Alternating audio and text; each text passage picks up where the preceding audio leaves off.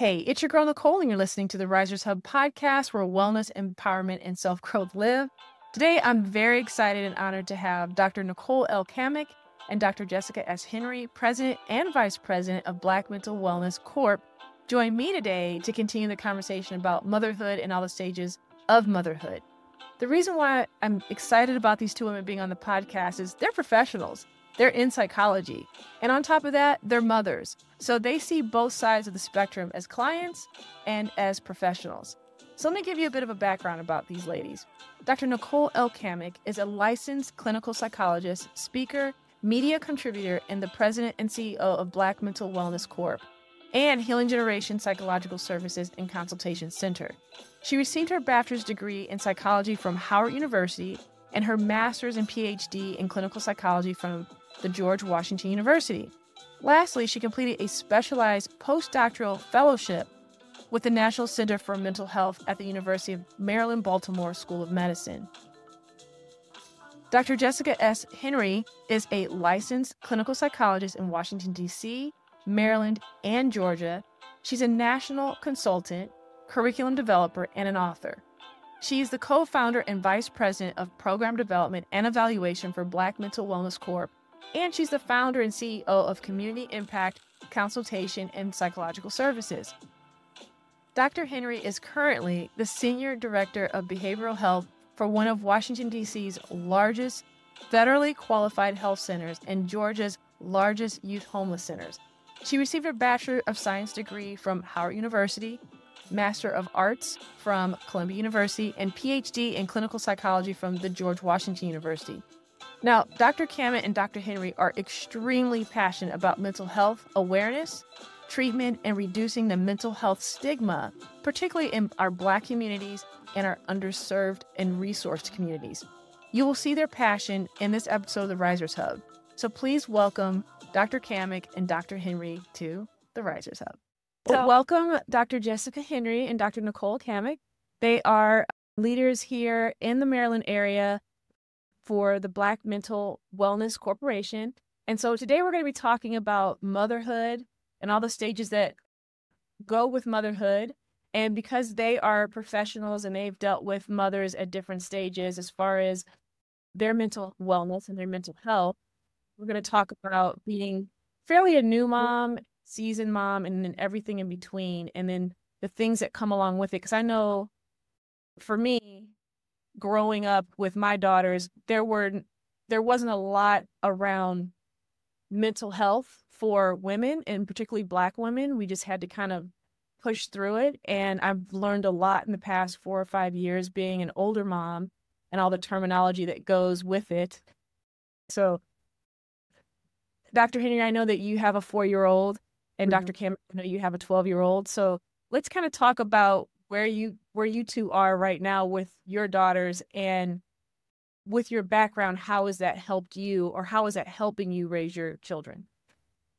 Yeah, well, I think for me, it's helping a lot. I think it's helping a lot. Once I've been able to sit down and think about it, and no one prepares you for really being a mom. I don't think being a psychologist or having worked with children and families at some point, I don't think you just get a pass and say you know how to automatically work with, and raise a kid. I think it's really challenging. I think for me, my growth, and even though, my daughter's going to be 4 in a couple of weeks, the truth is it's been a process for me. So I think that earlier on, it was difficult, it was challenging. And like you said, even though we have a wealth of knowledge and information on mental health, for me, I think one of my biggest points was at the beginning, I was like, I heard so much about postpartum, right? Depression.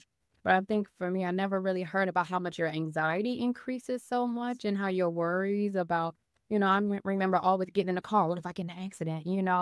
Thinking about how am I messing up my daughter, or like, how am I doing things? Am I doing this the right way? Am I not doing this the right way? So I remember always having increased anxiety around just being a parent. But I think as time has went on, I've been able to manage that a lot better because I'm more mindful, right? Because I also am aware that who I am, my child will become if I don't get those things under control. So I don't want my daughter to be highly anxious. I don't want her to be worried and fearful. And so what I'm always in tune and intentional about is, how is this behavior I'm engaging in, or how is this action that I'm doing, how is it causing or impacting my daughter? So I'm very intentional about that, and that's something I'm always doing. It's always in the back of my mind, but we don't always get it right either, right? Right.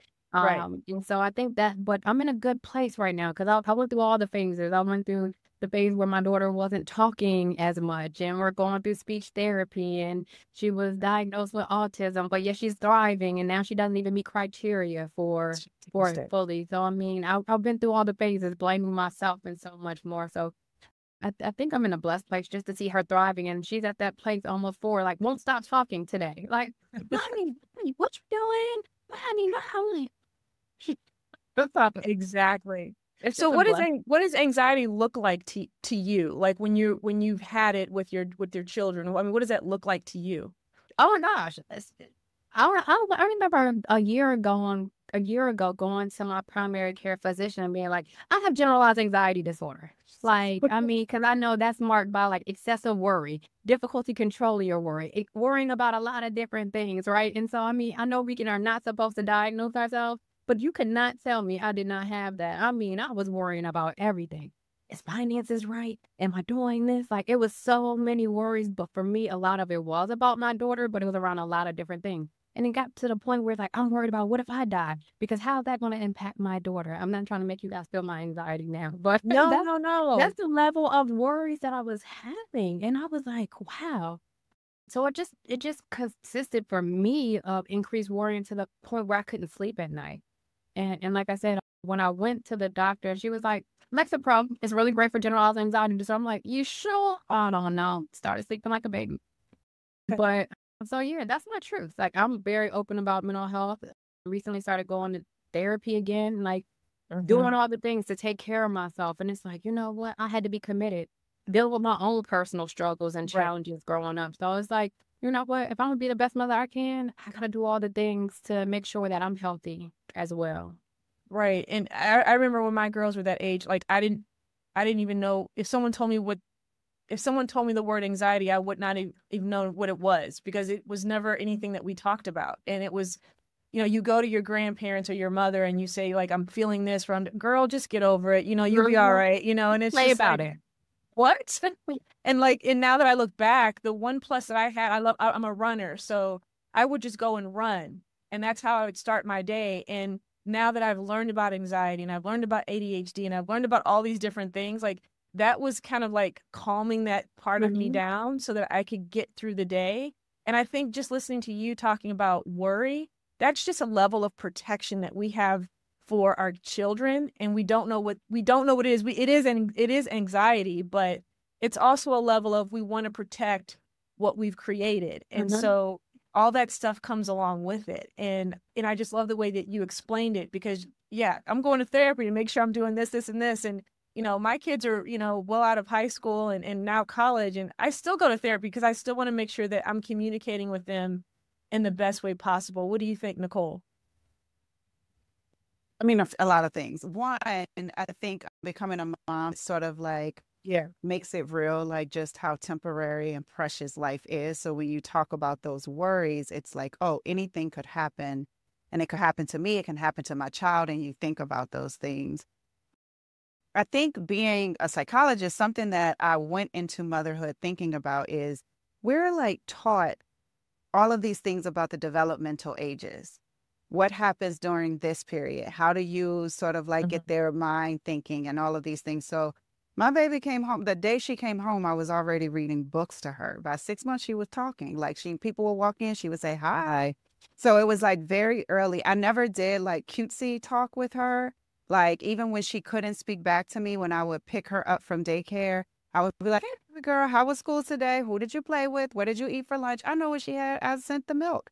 But it was just about like routine. And now when she gets in the car, she's very comfortable talking to me about, I mean, she's a preteen, but the things that are big to preteens, she's like very comfortable talking about those things. So I went in like with those types of approaches. I also, this is probably psychology related, but I always wanted to know like, how does she think? I didn't want to teach her what to think. And I felt like from my generation, it was like adults told kids what to do, how to be, what to think. And I didn't want that for her because I remember not liking it. And so I would sometimes just see, well, what does she know how to do? How far can she take it? Does she know how to get down from the bed? Does she know how to, just whatever little things. I also was very open with communication, just in terms of if she asked a question, I would answer it. And I felt like if I gave her the information, then she had an understanding versus a generation ago where it's like, do as I say, don't ask questions, don't do this. And I'll say there are pros and cons to that, right? Because one, when she first would ask questions, I remember vividly my aunt being like, you don't question your mother, to my daughter. And I was like, I don't see it as her questioning me. I see it as her asking a question. And if I answer it, she understands, and now she can apply that information. What I'll tell your audience, the downsides, I don't know if it's really a downside. The other side to that is if you're not used to vocal kids, when you're raising a vocal kid and they use that voice against you, you can't punish them for that. You have to leave open space to take it. So in my mind, I always say like, okay, these are going to be great skills when she gets older. She's going to be very confident. She's going to be able to use her voice, and I can't punish her for that. And I'm real big on communication, so that'll be my theme. The other thing that I did is like, you will never get in trouble for telling the truth, because I started out working with children and families. I still love family therapy a lot. And when you're working with kids and teens, it's like this theme over and over again, like adults don't understand. They don't listen. When I tell them the truth, I get in trouble. And so many kids come to therapy and they open up because it's a safe space. And it's also like parents are missing this opportunity to really connect with their child because you're so busy trying to discipline them. And so the rule from very early is you never get in trouble for telling the truth. I don't care what it is. And I've had to train myself not to respond or show facial expressions or like try to it's so hard. Like take a deep breath sometimes, or sometimes I might have a response and then I'm like, okay, now what do we do with this? So those were some of the approaches, because I'm always thinking about, and that could be a form of anxiety, on the spectrum of anxiety too, like always thinking about how is this going to impact her down the road? How is this action that I'm taking now going to impact her later? So some of the things that I did, I still wonder about, but they're, little humans, and we're doing the best we can. And so that's what the other part, and this is just me, I think, is expressing to her, I'm human, so I'm going to make mistakes. I'm not going to get it right. My intentions may be good, but I might mess up. And our relationship and our bond is like, I feel strong enough that if I make a mistake, I apologize. Or if I don't know something, I tell her. Or if I'm scared, I show her. I want her, this is from therapy too, or psychology. I want her to see the full range of emotions, because people will come and say, my mom had it all together. My parents never argued. They never complained about this. And I'm like, as a parent, I know that's not true. So if I show her, sometimes I get scared, or this is really, really hard, or I'm tired, or this is what I have to do to take care of myself, then she's getting to see the full human experience, not this image of what I want her to think I am. I think that's so smart. And it's because I know that I've had to learn that in the past, I would say 7 to 8 years. My kids come from a divorced family. I was divorced about 8 years ago. And they have always felt like it was easy to talk to me. They would talk to me about anything, especially that young one who drove me crazy. She still drives me nuts, but they have this level of, okay, I can tell my mom first. And then there's also a thing about them where before they tell me something and they know what my reaction's going to be, the first thing they say is, Mom, I'm going to tell you something, and please don't react this way or this way. So, I knowing that our communication is really, really good. I am working on my reactions. I'm still working on my reactions to things, but I'm glad that you see that at 12 years old, and that you're practicing that now, because, I have had to learn how to work with my daughters in a way where I never thought I would have to. Like my youngest one, around 21, 22, our communication was just shattered by a really bad experience. And it took me a long time to rebuild that trust with her. And she was up in Connecticut. I'm here in Virginia. And so I decided to take that 6-hour drive on a Tuesday and go up there and be accountable for my actions and lay out the truth. And I think that was the best conversation that me and her had in all the years that we've been together. And I would do it over and over again if I had to, because my most important relationships right now is my family, obviously, and my 2 daughters. And I want them to be able to come to me and talk to me about anything. You know, even if I'm 70 and they're 50, I want them to be able to talk to me. So it feels good to hear 2 professionals say that about how you guys are raising your daughters as well. What is one of the things that you all see that comes through your office when it comes to that parenting dynamic in our community, and that you seem to like work on the most? That's a tough question. You want to go, Jess? That is a challenging question, but I would say there's a lot of different things, right? It depends on the person's background, that history. So I'm not going to say what I see the most right now. I usually do in my private practice a lot more adults and individuals, and then I also still work in the prison settings. And so I would say a lot of times people are really worried about, like, you know, I think there's still stigma associated with mental health. And even talking to, I went out recently with a group of friends for a friend's birthday dinner. And people were saying, you know, I don't think that, you know, my child needs this medication, or I don't think that they struggle with this. They need it, or that they need to get it together. Like, and it's just like, where are we going? No, we have to move the conversation forward. Like, we have to figure out even if you don't think it's this particular diagnosis, there's something going on there. And so we have to be open to exploring what that could look like, right? And our responses to them is also impacts how they feel about mental health too.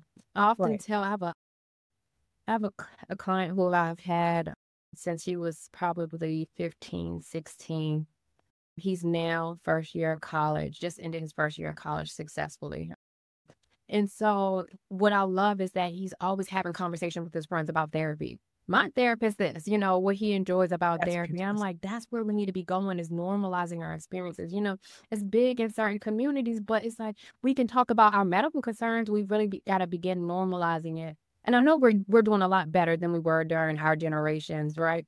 But the truth is, we still got to have those conversations. We got to make it a normal conversation. So I think just, you know, checking in with people, like Nicole said, always asking her daughter, how are you feeling? How was your day? What did you do today? Like, I'm always asking my daughter, how do you feel right now? You know, she's almost 4, but it's like, she said, I'm scared, Minu. I'm scared. Like, I just love that. Like that she's able to tell me, I'm happy. I want you to be happy too. You know, and so the fact that we're labeling these conversations and saying it's okay.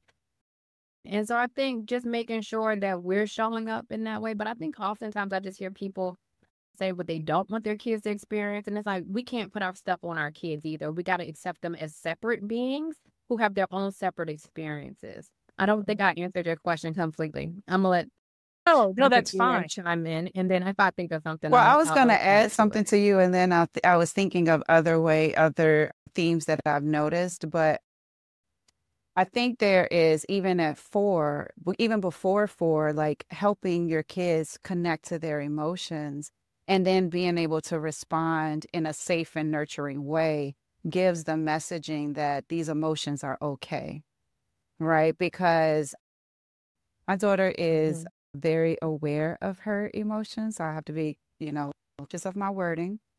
And she's very in touch with her tears at times. And she doesn't care, you know, like, it's like, this is how she needs to express it. And so what I had to learn is I have to hold space for that, so that if she feels like crying, allow her to cry without making her feel like that is something wrong with you. And I feel like, I'm going to say, generations ago, it was like, you know, suck them tears up. You don't need to cry. What you crying for? It was more of a symbol of getting in trouble. So labeling those emotions in that way at 4, when she's 8, those conversations are going to be even more enriched, because she has the foundation and the trust that she can tell mommy what she's feeling, and mommy's going to help her navigate it. some of the themes that I see, okay, so there is a complexity in relationships with Black mothers and their daughters, which is another thing that drives me. And it's like, I don't want that. And I'm not judging people who that's their truth, but I don't want it for me and my baby. And I look and I'm like, Right. as a mom, you look at your little kid Right. and it's like, how does it get to that point to where moms and daughters aren't talking, or it's like very high stress? So you hear a lot about like moms who were critical, or, you know, they weren't nurturing, or maybe they treated the son differently than they treated the daughter. Or maybe there were different expectations for the daughter that they didn't have for the son, or the son had more freedom than a daughter. And even as adults, how, you know, adult Black daughters are still feeling like my parents or my mom has these expectations of me, or, you know, she's still being hard on me in these ways. And people feeling very strained and wanting boundaries and wanting distance, and, you know, not really sure of how they see their relationship. So those are some of the themes that I see with Black moms and their daughters. What I will say that I have loved, so I work with veterans, and I really have done a developmental span because I started out working with kids. But what I learned from working with older adults is that there is always room to heal. And so what also happens is, yes, there is stigma in generations before us who would say, I'm not going to therapy. There's nothing wrong with me. You need to pray about it. You don't have enough faith. You know, all of the things. People are going to therapy now more than they did before, Black people. And there have been so many older adults who have said, I've saw my adult age child go to therapy, and I see the progress they're making, which is why I'm here now. So it's interesting to see, like, yes, there are these strains in relationships. Maybe, you know, the adult age child goes to therapy, but then in a lot of ways it inspires and empowers their parents to take care of themselves. And that is a beautiful thing to see. I love hearing that. The one thing that you had said in this conversation is you don't know where that breakdown happens.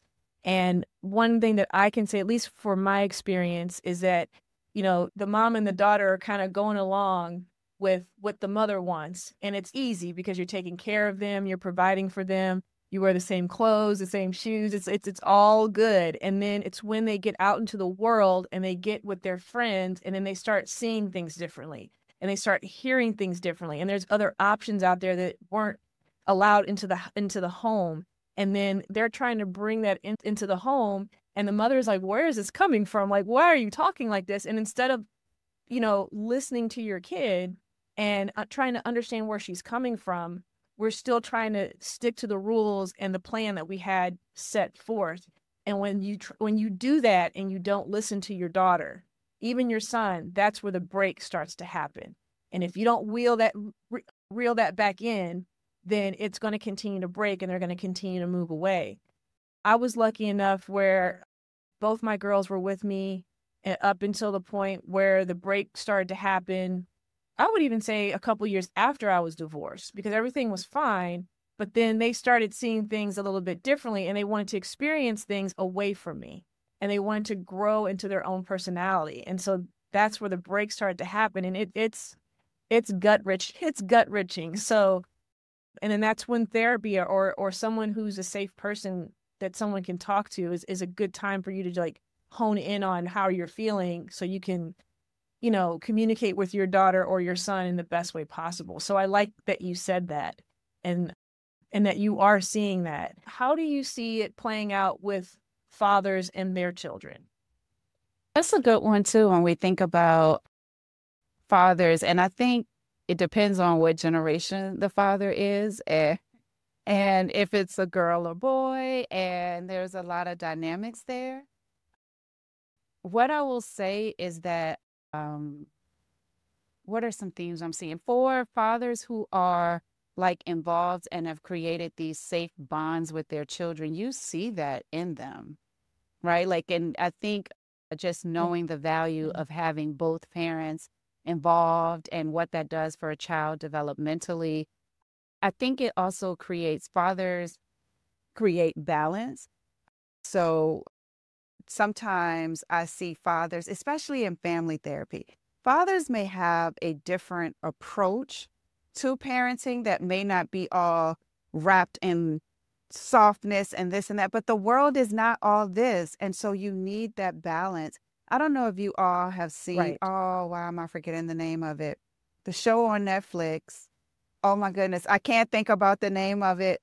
I know what you're talking. Forever. Thank you. I'm like, why can't I remember the name? Forever. I think Yeah. that is a great example of The like the father. balance between parents. So you have this mom who is a Black mom. She has these dreams for her children. She wants her son with this type of person. She's very anxious about what his future will look like, doesn't want him to get in trouble, anxious about the police. And you can see all of her fears on the surface. And not that there's anything wrong with that. It's just that's her reality. And like you were saying in the beginning, like her wanting to protect her child, right? Like that's her. And then you have the dad who was more even keel. He's watching everything, but in a lot of ways, he saw who his son really was. He didn't see the fears. He saw his boy.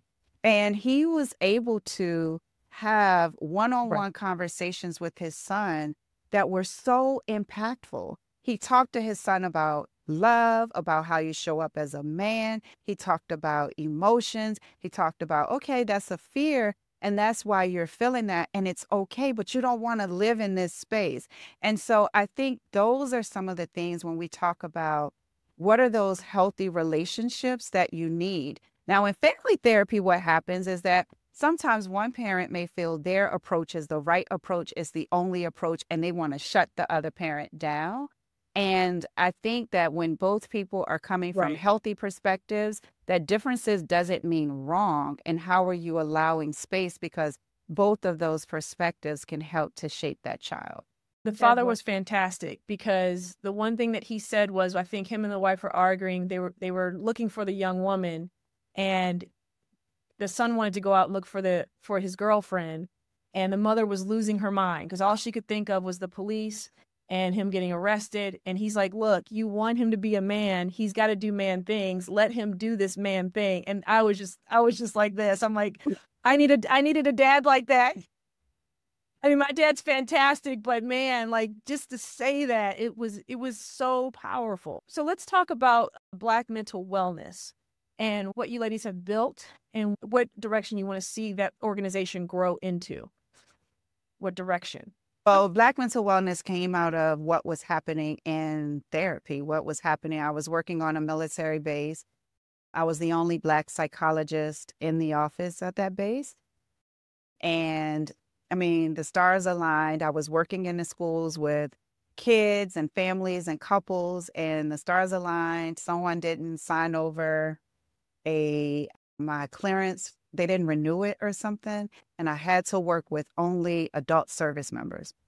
And I'm in there. And so I'm getting all of these Black women who are higher ups in the military, who have ranks, who have been in there for it was the range. So of course, some people were just starting out, but lots of Black women who were like leaders in the military. And so many of them were depressed. And I would talk about like, oh, this is depression. And they would say, no, I'm not depressed. I am such and such. I do this for my family. I am this. And I'm like, yeah, but there was stigma, like they didn't tell anyone they were going to receiving mental health services. You told me you feel like alone, that you cry, that it takes a lot of energy to do this. And just wanting to have like, where are the resources to show Black women, here are the signs of depression, and this is how it looks for Black women. Because when you look at the depictions of depression on TV, it doesn't reflect what you may experience in real life. On TV, they're like eating ice cream and crying. In real life, people are still going to work. Oh, it's like, right. It's like, it could be that irritability. Like people come in all the time. Like I can go 0 to 100 and I'm this and that. It's like, these could be signs of depression. I couldn't find anything. And I didn't want to use like those peer-reviewed journal articles from grad school, because that's not going to relate to the everyday person. So I found 2 articles, one from Ebony magazine and one from Essence. And I printed them out at my office, and this is how many women I was seeing. I had like on deck, like when I would give people like resources, read this and then come back. And it talked about the Superwoman syndrome, Superwoman, and one talked about depression in Black women. And it was just a way of opening the door, like, can we just at least talk about this? Because if we can name it, we can figure out what to do with it. That then triggered the thought for me of, well, where do people get resources? So I started asking Black people, where do you like send your clients if they're dealing with this? What websites, what resources? Because I can't find any. And at the time, nothing existed.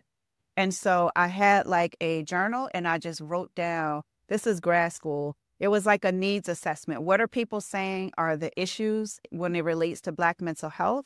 What is missing and what do we need? And I knew immediately based on working with these Black service members that one, we needed resources specific to how does mental health show up in the Black community? How do we talk about it? What are some of those common symptoms? What are those unique stressors that only we experience or are more likely to experience? I knew that representation mattered because I literally would have service members like, you're a Black psychologist? I'm like, yeah, we're here. I mean, it's not a lot of us, but we here. One called his mom. So I'm like, representation matters. So it couldn't be like a one person. I wanted the image to be Black. Like, these are the people doing this work. And you see people who look and have had experiences like you. And then I knew that mentorship was important. I'm a first generation college graduate, and I felt like mentors saved me. Like, that was the key to me getting to this point, and I wanted to pay it back. So I have written all of that out, and then I wrote down who I knew shared that passion with me. Who are the people I know for sure, like, love Black people, love Black mental health, and would be down to do this work. I go along with getting the name, the website, the social media handles, and all of the things. And then I had posted it on the Black mental wellness page, but like maybe like 6 months later, I posted it on my personal page. And the first people who reached out were the first people on my list. I'm a signs girl. So I'm like, oh, it's meant to be. It's meant to be. And that's it. So I love it. I love it. We both are Howard graduates. We both worked with the same advisor at George Washington University, Dr. Busby, and she's also a part of our same advisor at GW. And Dr. Cunningham was staff or at where I did my postdoc. And so part of what we are committed, like unapologetically, to Black mental health and wellness and all the things that mean. How do we put out information about it? How do we develop resources? How do we do trainings and workshops? We do an annual conference, and the conference has actually become like one of my favorite things because we did it in person for the first time last year. And so many people felt seen in that space, which is what we wanted. The speakers would say, what do you want us to wear? Whatever feels authentic to you. You want to wear sneakers? Wear. If you want to dress up, do that. Like, we're not here to tell you how to show up. We just want you to do that. And getting those compliments around that safety of that space we created was beautiful. And then we have a training program which started with 3 students. And now we have a whole program where we have mentors who are in the field who volunteer their time to mentor these students. We do monthly didactics. They get training experiences. And then they're like I feel like a academic mom. Like, I get to see them from undergrad, go on to grad school, then go into the real world. So that is who we are and what we do in all areas. We develop resources specific to Black mental health and wellness. And I want to see it continue to grow. As we think about this conference, how are we making space for more voices to be heard? And we're very intentional about it can't just be a mental health professional, because someone with a lived experience is just as valuable as someone with this degree, and we want space for everyone.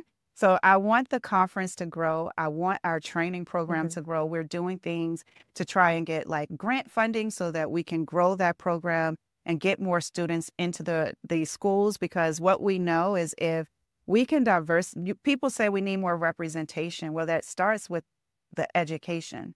So how are we diversifying even from the beginning, Right. so that we can get these students into these programs, into these jobs, so that they can go, into the career.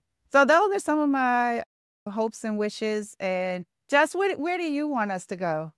Well, I mean, I think Nicole highlighted some of the things. I don't think she highlighted all the things, right, that we're doing. Like we have a journal that we're about to launch. We have a clothes line a shirt line. So we do have, and it's powerful too. Like we have self messages. So we have our first shirt line that was authentically me. Like my shirt, we all created certain shirts that represented our story. And that's what our book is Yes. about. Our journal is about too, our authentically me journal. So I think I had pain, passion, purpose. Nicole had resilient. Danielle has get over it, deal with it.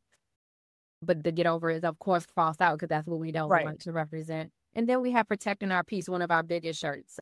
And so we have a story that comes with those messages. So we promoted that. So we have so many different things. I think we want to tap into a lot by not overdoing it. But, everything comes back to circles back to mental health, right? And it's always about a message. So our goal is really to inspire and motivate people and hope people to see us and our experiences. Like my goal is to help people understand, like, you can have purpose, right? Right. And passion, but sometimes it stems from that pain that you may have experienced in childhood. And it's okay. And so we all have those stories that we're out here promoting. But I think there's so many areas. I think, we are tapping into consultations and doing continuing education credits and putting out some of our speaking and while the world may be trying to silence the Black community in some areas, our goal is to still be putting out educational resources and material on information that is specific to the Black community because we know that it's very much needed. So, and like Nicole said, like growing our conference is huge this year. It's reclaiming our power, protecting our peace. Again, we're thinking about where the world currently is. But while we're here to take back our power, we're still going to protect our peace. So how do we do that? So we want to make sure that we're putting out information that is really relevant to our community, resources. It's going to be a dynamic presentation. I mean, conference. We already have over 200 people who submitted speaker application proposals. Oh, wow. That we have to review. So it's really going to be it's going to be phenomenal. And so the goal of that is really about, our goal of that conference is going to be promoting intentional learning and discussions on Black mental health while talking about different identities, holistic self-care practices, just giving people a space. So we're going to have roundtables, breakout panels. We're going to have panel discussions. It's going to be an opportunity where we're going to have a panel at the end, like Dr. Cammack said, on lived experiences. But we're going to have an opportunity for you to have that educational piece, but also that piece where you walk away. So one of our elements is that we always have our sister panel where we talk about mental health and how that impacts women, Black women. We have our panel related to brothers to brother, right? Black men and mental health, LGBTQ. But we're also going to talk about how it impacts professionals and how they can recharge and develop as well. Again, this year we're doing something new. We're doing it to where you can go into a session and learn some specific skills. You can learn, have a healing circle, right? So that's some of the things. Right. But it's going to be really great. I have to say, as a participant, because I went to the one last year, and that's how I found you ladies. And I just remember sitting there just in awe of, first of all, your accolades and everything that you've accomplished, but then just having this group of people come together. And I think it was right after the elections, if I'm not mistaken. And I just remember like feeling so heavy afterwards. And then when I got into the room, the table that I was sitting at, we were all feeling the same thing. And it was great to like have that experience with those group of people, because I don't think I would have had it by myself, or I would have had it with another group that didn't look like me, and I wouldn't know what was going to like come of the conversation. Where here I felt very comfortable. I felt very safe. Every panel that you all had was extremely helpful. I still have notes from that day. I'm a wellness coach, so I don't have a PhD or anything like that, but I like learning and I like the resources that I receive from there, because when I am coaching someone, I can at least refer them to, Black mental wellness or some things that you all shared in that conference. So I pray that you guys continue to move forward and up, because it was extremely helpful. And each one of you guys are extremely Thank you for inspiring that. and Thank motivating. you. So yeah, you're very welcome. You're very welcome. So ladies, thank you so much for joining me on this podcast. If you have any questions about Black mental wellness, you can go to blackmentalwellness.com and you can learn everything about the organization, how you can get involved, how you can be a participant at their conference. And yeah, thank you so much. Hey, it's your girl Nicole from the Risers Hub and the risershub.com.